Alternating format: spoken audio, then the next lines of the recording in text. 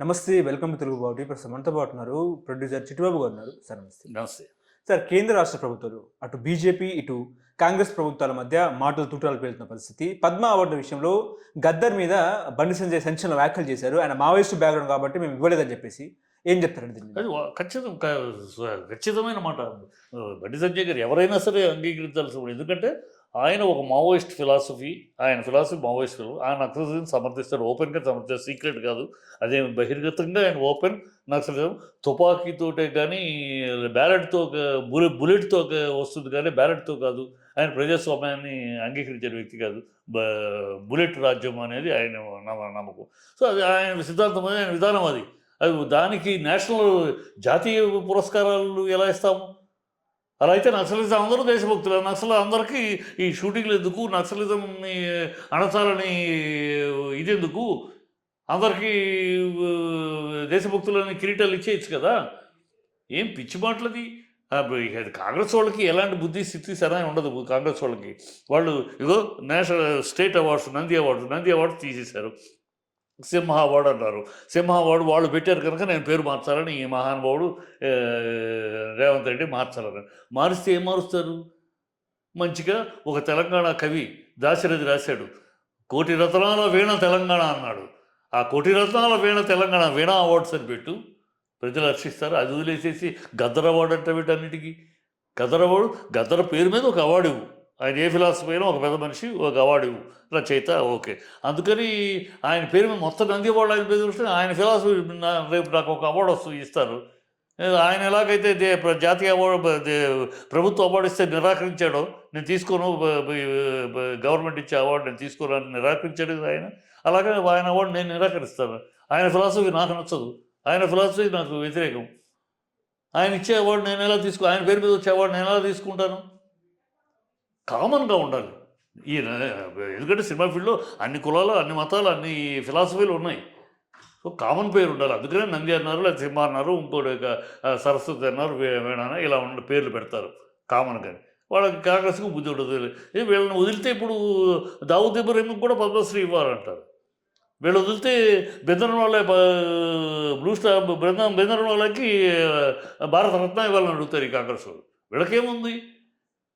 వీళ్ళు ఒక దేశం ఇది ఒక సమగ్రత ఉండదు కదా.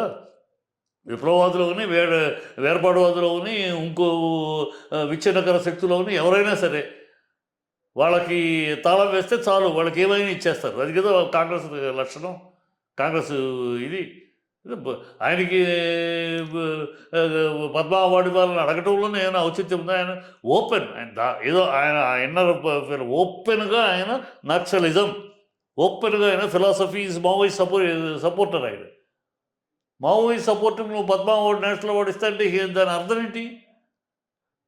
అంటే నక్సలిస్ట్ అందరూ గౌరవించాల్సిందే కదా. మరి నక్సలిజం మీద పోరాటం ఎందుకు?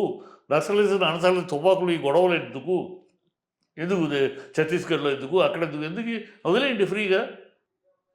ఆలోచనలో మాట్లాడేటప్పుడు ఏదైనా ఆలోచన ఉండి మాట్లాడాలి. ఈ కాంగ్రెస్ వాళ్ళకి ఏమీ ఉండదు, ఏ ఆలోచన ఉండదు, ఏమి ఉండదు. ఏది పడితే అది, ఎలా పడితే అలా. వాళ్ళకి ఎంతసేపు ఈ దేశము ఈ కాదు కదా వాళ్ళకి. సోనియా ఆ గాంధీ కుటుంబ భజన తప్పితే, గాంధీ కుటుంబ భజన కానీ గాంధీ కుటుంబంతో ఎవరు చేయగలిగితే గదర్ గారు ఆఖరి రోజుల్లో ఆయన అన్ని వదిలి కాంగ్రెస్లో తన కొడుకులు కాంగ్రెస్లో చెప్పి ఏదో జరిగింది. కాంగ్రెస్ తోటి కొంచెం మైత్రి పొందాడు. దాంతో ఈ గదర్ గారు అంటే తెలంగాణ ఉద్యమ సమయంలో బీజేపీ పాత్రను లేదు, బండి సంజయ్ లేడు. అసలు తెలంగాణ ఉద్యమ సమయంలో లక్షలాది గొంతుకలను కలిపింది గద్దరు. తన ఆటతో, తన మాటతో, తన పాటతో కూడా లక్షలాది మందిని ఏకం చేశాడు అని చెప్పేసి కూడా మాట్లాడుతున్నారు.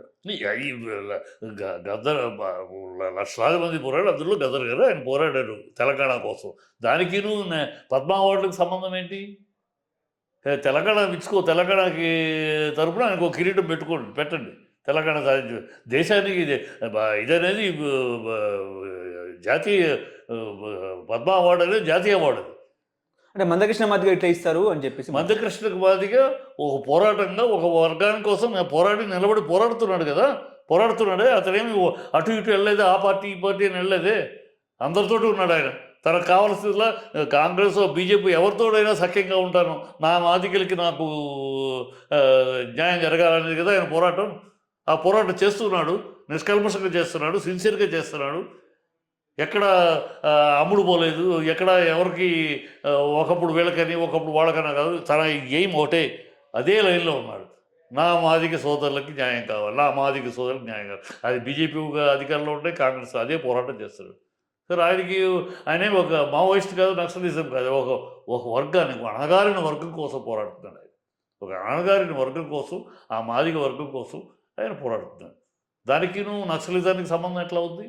అంటే బీజేపీ సింపథైజర్ కాబట్టి ఇచ్చారు, అంతేనా? బీజేపీ సింపథైజర్ని బీజేపీ సింపథైజర్ అంటే ఏం నాకు అర్థం కదా. బీజేపీ సింపథైజర్ అంటే తప్ప, బీజేపీ సింపథైజర్ తప్ప అని ఏం దేశద్రోహమా? బీజేపీకి సింపథైజర్ అయితే, కాంగ్రెస్కి సింపథైజర్ అయితే దేశద్రోహం. పాకిస్తాన్ని ప్రేమించే, చైనాని వంతపాడి ఈ వందిమాగుదులు ఉన్న కాంగ్రెస్ని ప్రేమిస్తే తప్పు, కానీ బీజేపీని ప్రేమిస్తే తప్పే ఉంది.